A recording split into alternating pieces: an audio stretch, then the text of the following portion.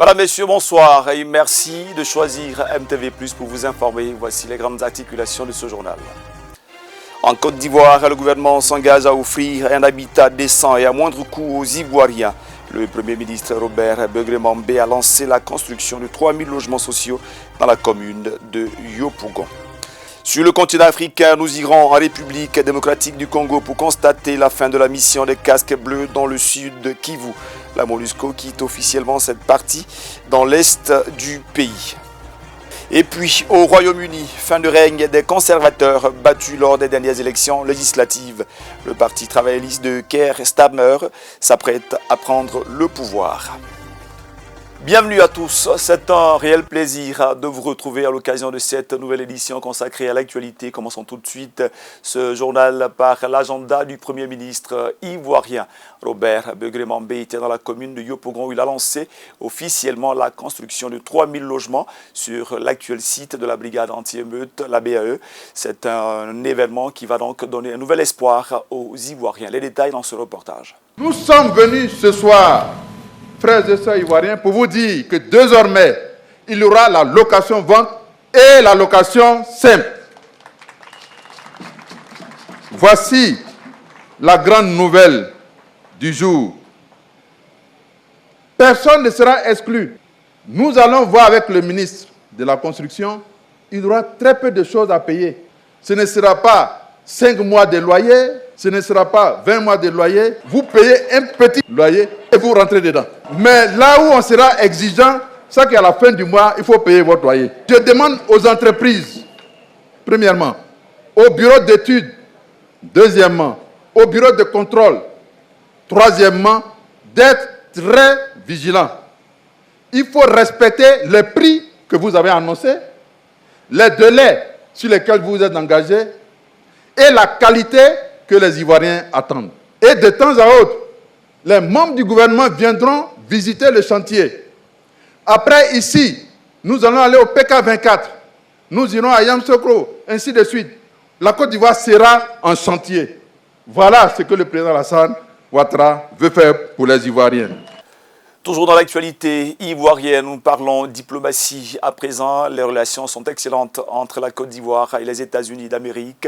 À preuve, le Premier ministre ivoirien Robert Begré-Mambé était à la résidence officielle de l'ambassadrice des USA après la République de Côte d'Ivoire à l'occasion de la célébration officielle du 248e anniversaire des États-Unis. Les images tout de suite dans ce reportage. Les États-Unis d'Amérique ont 248 ans. L'événement est célébré par l'ambassade en Côte d'Ivoire en présence du Premier ministre Robert Begré-Mambé accompagné de plusieurs membres du gouvernement.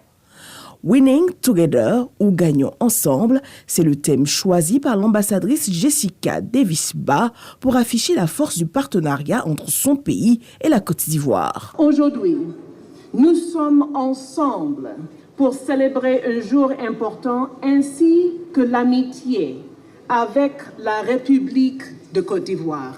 En investissant dans le peuple, la paix et la prospérité, nous élargissons nos partenariats avec la Côte d'Ivoire dans tous les secteurs.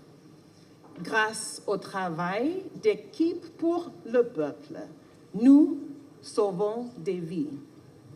Nos partenariats pour améliorer la santé assurent que les enfants d'aujourd'hui deviennent les champions de demain.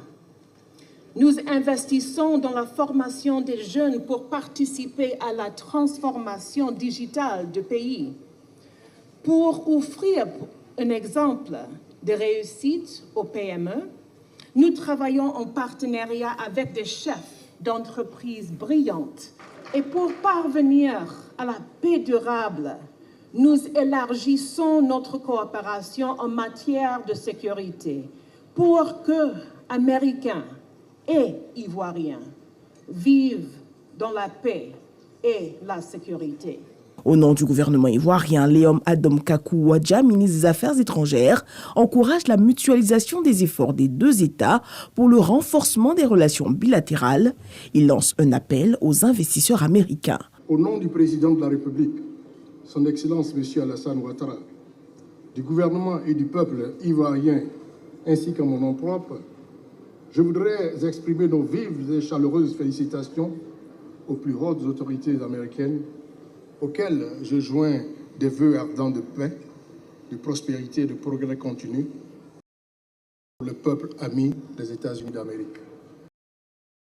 Madame l'ambassadeur, en choisissant pour cette célébration le slogan « Champions unis, gagnons ensemble », le gouvernement américain est parfaitement en phase avec les centres d'intérêt que nos deux pays ont toujours développés, en particulier depuis ces dernières années, marquées par des visites réciproques d'amitié et de travail.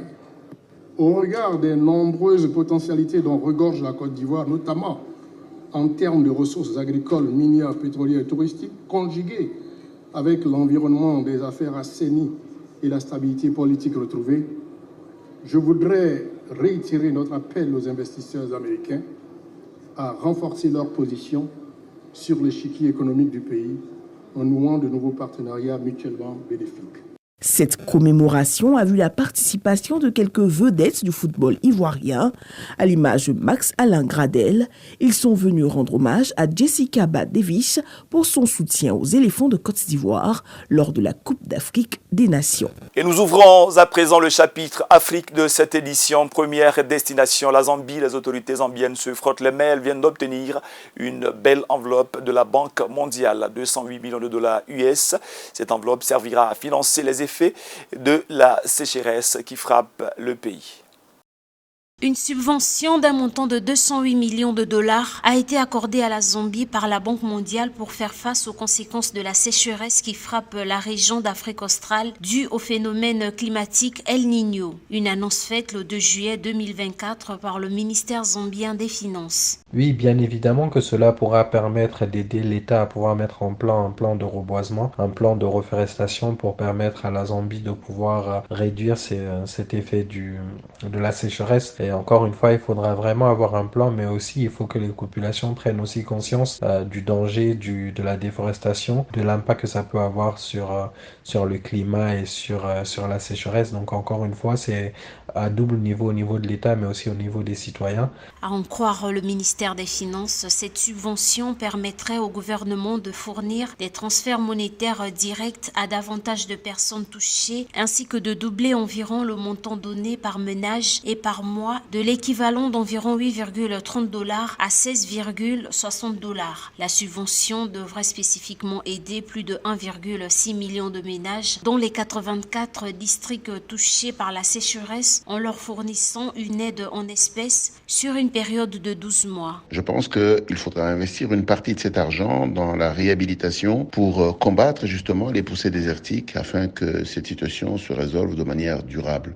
Et donc de l'argent donné, c'est une très bonne chose. Il faudrait juste s'assurer qu'une partie est utilisée pour compenser les besoins immédiats, mais également que l'autre partie soit utilisée pour des investissements durables qui sont destinés à pouvoir renverser la situation. La sécheresse a affecté la production alimentaire et les moyens de subsistance de millions de personnes, poussant la Zambie, le Malawi et le Zimbabwe à déclarer l'état de catastrophe. Les Nations Unies ont qualifié la saison agricole zambienne de la plus sèche depuis plus de 40 ans et le Bureau de la coordination des affaires humanitaires des Nations Unies a déclaré que plus de 9 millions de personnes, dont 84 des 117 districts du pays, sont touchés. Toujours dans l'actualité africaine, c'est plutôt une information inattendue. En République démocratique du Congo, la MONUSCO quitte officiellement la province du Sud Kivu. Cette partie est marquée par la violence et l'insécurité. Cette décision a été actée par les Nations Unies. On vous propose tout de suite de suivre les images sur place dans cette province de la RDC. Après 25 ans de présence sur la mission de l'Organisation des Nations Unies pour la stabilisation en République démocratique du Congo, MONUSCO, a officiellement pris fin dimanche 30 juin 2024 dans la province du Sud Kivu, dans l'est du pays. Cela a été un immense effort conjoint avec le gouvernement de la RDC. Malgré les nombreux défis auxquels nous avons été confrontés, le retrait des troupes et des équipements s'est déroulé de manière ordonnée. Assurer la paix et protéger les civils est désormais entièrement entre les mains des Congolaises.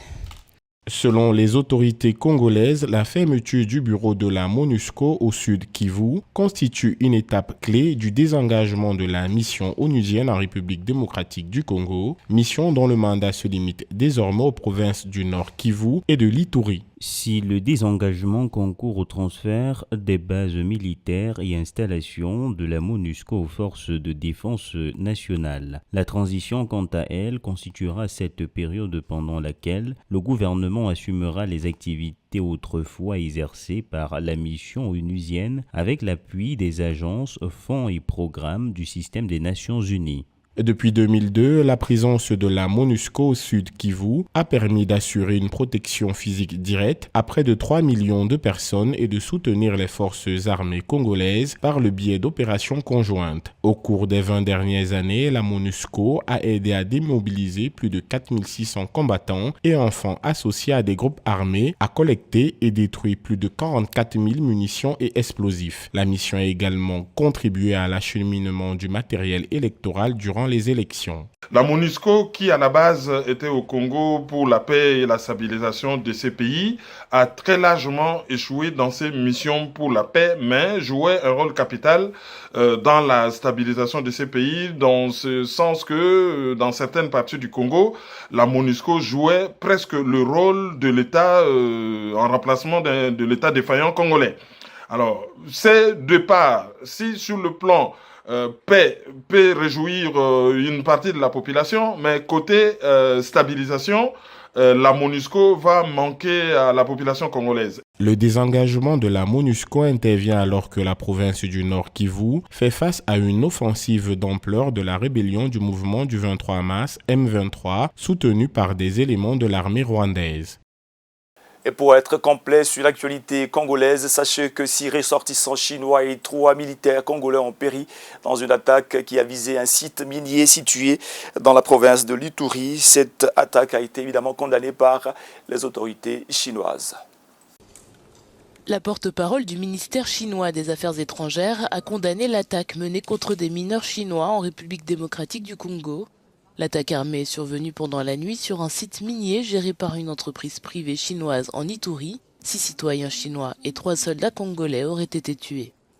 Le 3 juillet, une entreprise privée financée par la Chine en République démocratique du Congo a été attaquée par des forces armées, entraînant la mort de plusieurs citoyens chinois.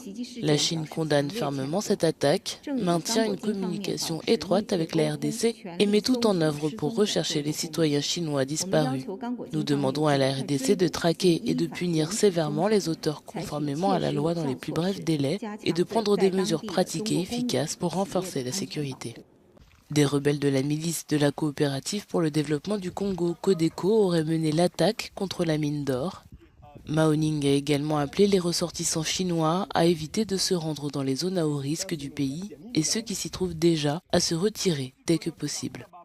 En Ituri et dans le Kivu, des zones minières et des convois de secours des agences humanitaires des Nations Unies sont régulièrement attaqués.